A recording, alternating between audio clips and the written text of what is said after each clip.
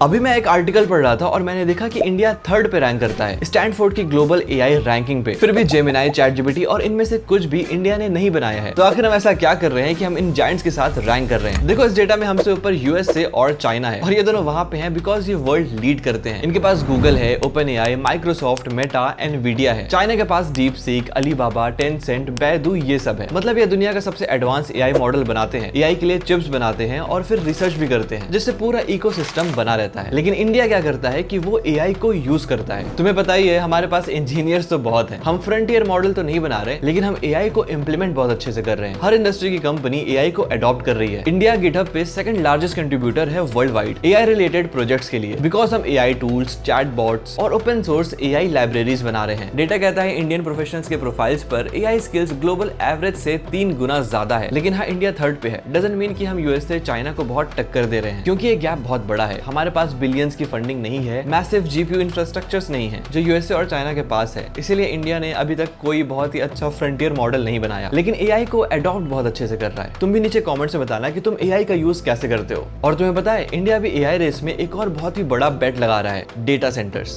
जबकि कुछ कंट्रीज में इन्हें अपोज किया जा रहा है। ऐसा क्यों? फॉलो कर लो, अगली रील में मिलते हैं।